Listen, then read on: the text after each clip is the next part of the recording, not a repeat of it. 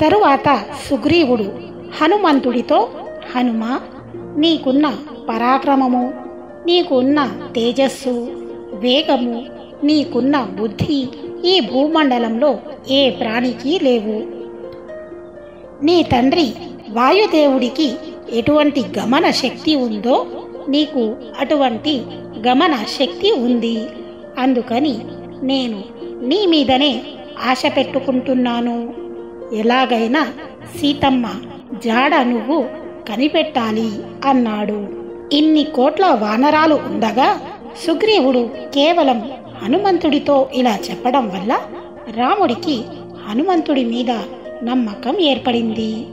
అప్పుడు ఆయన హనుమంతుడితో, నాయనా, నువ్వు సీత దగ్గరికి వెళ్ళగానే వానర రూపంలో ఉన్న నిన్ను చూసి రాక్షసుడు అనుకొని బెంగ పెట్టుకుంటుందేమో, అందుకని నీకు ఈ ఉంగరం ఇస్తున్నాను. ఈ ఉంగరాన్ని సీతకు చూపిస్తే ఆమె సంతోషిస్తుంది అని హనుమంతుడికి రాముడు తన ఉంగరాన్ని ఇచ్చాడు. అప్పుడు హనుమంతుడు ఆ ఉంగరాన్ని తన తల మీద పెట్టుకొని రాముడికి నమస్కారం చేసి బయలుదేరడానికి సిద్ధపడ్డాడు. సుగ్రీవుడు వానరులందరినీ పిలిచి బయలుదేరండి అని ఆదేశించాడు. సుగ్రీవుడి ఆజ్ఞ ప్రకారం 4 దిక్కులకి వెళ్ళిన వానరములలో 3 దిక్కులకి వెళ్ళిన వానరములు నెల రోజుల తర్వాత వెనక్కి తిరిగి వచ్చేశాయి. వాళ్ళు అన్ని ప్రాంతాలని వెతికినా సీతమ్మ జాడ ఎక్కడ కనపడలేదు. దక్షిణ దిక్కుకి వెళ్ళిన వానరములు వింధ్య పర్వతం దగ్గరికి వెళ్ళి ఆ పర్వతంలో ఉన్న చెట్లని, గుహలను, సరస్సులను, మార్గమధ్యంలో ఉన్న నదులను, పట్టణాలను, గ్రామాలను అన్వేషిస్తూ వెళుతున్నారు.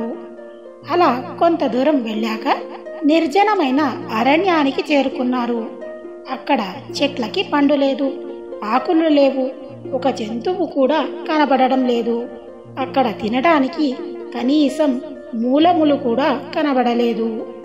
ఒకప్పుడు కండుడు అనే మహర్షి ఆ అరణ్య ప్రాంతంలో ఉండేవారు.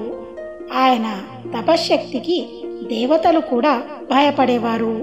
అటువంటి సమయంలో కణ్వువ మహర్షి కుమారుడు ఈ అరణ్యంలో శరీరాన్ని విడిచిపెట్టాడు. అప్పుడు కండువ మహర్షికి ఈ అరణ్యం పట్ల విరక్తి ఏర్పడి ఈ అరణ్యంలో మనుషులు కానీ, పక్షులు కానీ, చెట్లు కానీ, జంతువులు కానీ ఏమీ ఉండవు అని శపించారు. వాళ్ళు ఆ అరణ్యాన్ని దాటి ముందుకు వెళ్ళగా ఒక గుహ నుండి భయంకరమైన ఆకారం కలిగిన రాక్షసుడు బయటికి వచ్చి వానరాల మీదికి పరుగులు తీశాడు. ఆ రాక్షసుడిని చూసి అందరూ భయపడిపోయారు. అయినప్పటికీ అంగదుడు తన శక్తినంతా కూడబెట్టుకొని ఆ రాక్షసుడిని ఒక పెద్ద దెబ్బ కొట్టాడు. అప్పుడు ఆ రాక్షసుడు అక్కడ చనిపోయాడు. అప్పుడు వారు ఆ రాక్షసుడు ఉన్నటువంటి గుహని వెతికారు. కానీ సీతమ్మ జాడ ఎక్కడా కనపడలేదు. అలా వారు ఎన్ని ప్రాంతాలని వెతికినా ఏమీ ప్రయోజనం లేకపోయింది. వాళ్ళకి ఎక్కడ నీరు, ఆహారం దొరకలేదు. దాంతో వాళ్ళకి విపరీతంగా ఆకలి వేసింది. అలా వాళ్ళు వెతుక్కుంటూ ఉండగా అక్కడ వాళ్ళకి ఒక బిలం కనిపించింది. తీరా లోపలికి వెళ్ళి చూస్తే అక్కడ లేని వృక్షం లేదు, అక్కడ లేని లత లేదు. చెట్లన్నీ పండ్లతో, పుష్పాలతో పరమ శోభితంగా ఉన్నాయి. ఆ చెట్లకి పెద్ద పెద్ద తేనె పట్లు ఉన్నాయి. అక్కడున్న సరోవరాలలో బంగారంతో చేయబడ్డ తామర పువ్వులు వికసించి ఉన్నాయి. అక్కడ అంతస్తులతో కూడిన మేడలు ఉన్నాయి. ఒక అంతస్తు బంగారంతో, మరొక అంతస్తు వెండితో, మరొక అంతస్తు బంగారంతో, ఇలా అంతస్తులన్నీ బంగారం, వెండితో తాపడం చేయబడి ఉన్నాయి. ఇక్కడ చూసిన వజ్రాలు పొదగబడ్డ బంగారు శయనాలు, ఆసనాలు ఉన్నాయి.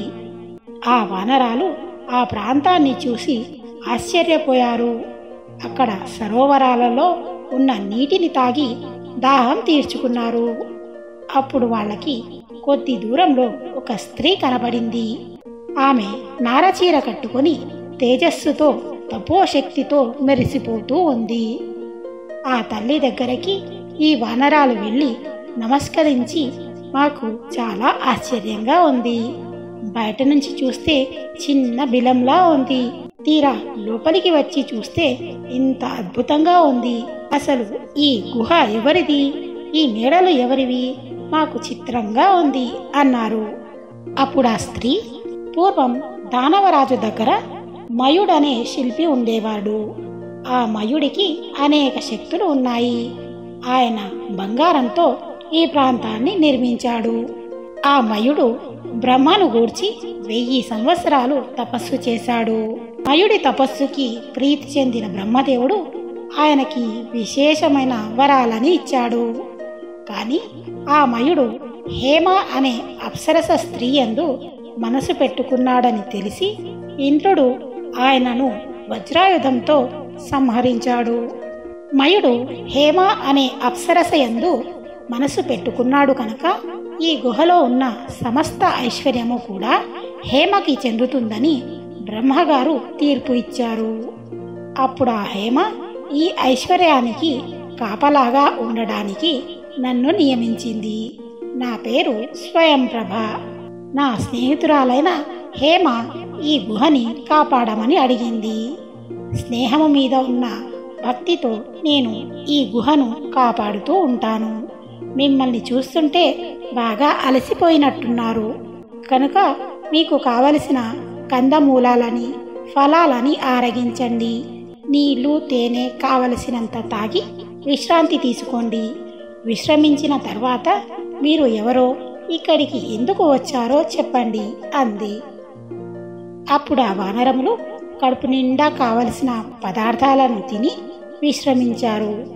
అప్పుడు హనుమంతుడు స్వయంప్రభతో, దశరథ మహారాజు కుమారుడైన రాముడు తండ్రికి ఇచ్చిన మాట ప్రకారం తన భార్య అయిన సీతమ్మతో, తమ్ముడైన లక్ష్మణుడితో కలిసి అరణ్యవాసానికి వచ్చాడు. కానీ సీతమ్మని రావణాసురుడనే రాక్షసుడు అపహరించాడు.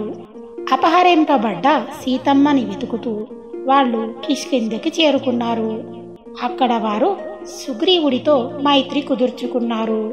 సుగ్రీవుడు రాముడికి ఇచ్చిన మాట నిలబెట్టుకోవడం కోసం 4 దిక్కులకి వానరాలను పంపించాడు. సీతమ్మని వెతకడం కోసం దక్షిణ దిక్కుకి యువరాజైన అంగదుడి నాయకత్వంలో వచ్చిన వానర సమూహంలో నేను ఒకడిని. నన్ను హనుమ అంటారు. సీతమ్మ జాడ కనిపెట్టడం కోసం వెతుకుతున్న మాకు ఇక్కడ ఆహారం నీరు దొరకలేదు. ఇక్కడికి ఆశతో వచ్చిన మాకు మీ వల్ల ఫలములు నీరు దొరికాయి. మాకు సీతమ్మ జాడ చెప్పగలవా అని అడిగాడు. అప్పుడు ఆ స్వయంప్రభ, ఈ గుహలోకి మృగములు తప్ప మిగిలినవి ఎవరన్నా ప్రవేశిస్తే ప్రాణములతో బయటికి వెళ్ళటం కుదరదు. కానీ మిమ్మల్ని చూస్తే జాలేస్తుంది. అందుకని నేను మీ అందరినీ నా తపశ్శక్తి చేత బయటకు పంపిస్తాను అని వారిని అటువైపుగా బయటికి పంపించింది. అటు నుంచి బయటపడిన వానరాలు రామకథని గురించి మాట్లాడడం మొదలుపెట్టారు. వీళ్ళందరూ రామకథ చెప్పుకుంటూ ఉండగా అక్కడున్న కొండ శిఖరం మీదికి ఒక పెద్ద పక్షి వచ్చింది. కానీ దానికి రెక్కలు లేవు. ఆ పక్షి ఇంతమంది వానరాలను చూసి, ఆహా, ఏమి నా అదృష్టం, వీరందరినీ ఒక్కొక్కరిగా అందరినీ తినేయాలి అనుకుంది. ఆ వానరాలు చెప్పుకుంటున్న రామకథ వింటున్న ఆ పక్షి గట్టిగా ఒక మాట అంది. నా మనస్సు కంపించిపోయేటట్టుగా నా సోదరుడైన జటాయువు రావణాసురుడి చేత వధింపబడ్డాడన్న మాట చెప్పినవాడు ఎవడురా ఇక్కడ? అసలు నా తమ్ముడు అక్కడికి ఎందుకు వెళ్ళాడు? దశరథ మహారాజు జటాయువుకి స్నేహితుడు. దశరథుడు ఏ కారణం చేత మరణించాడు? నా రెక్కలు కాలిపోయాయి. నేను పైకి ఎగరలేను. దయచేసి నా దగ్గరికి వచ్చి అసలు మా జటాయువుకు ఏమైందో చెప్పండి అని అడిగిందా పక్షి. అంగదుడు మళ్ళీ రామకథ చెప్పడం ప్రారంభించాడు. అంగదుడు రామకథ మొత్తం చెప్పి నువ్వు ఎవరు అని ఆ పక్షిని అడిగాడు. మరి ఆ పక్షి ఏం చెప్పింది? సీతమ్మ జాడ వెతకడంలో ఆ పక్షి ఎంతవరకు సహకరించింది? ఇలాంటి కథా విశేషాలు మనం నెక్స్ట్ ఎపిసోడ్లో మాట్లాడుకుందాం. అంతవరకు సెలవు. మరి వీడియో నచ్చితే లైక్ చేయండి. మరింత మందికి ఈ వీడియో చేరడం కోసం మీ లైక్ సహకరిస్తుంది. మరిన్ని మంచి ఇంట్రెస్టింగ్ వీడియోస్ కోసం మా ఛానల్ని తప్పకుండా సబ్స్క్రైబ్ చేసుకోండి. జై శ్రీరామ్.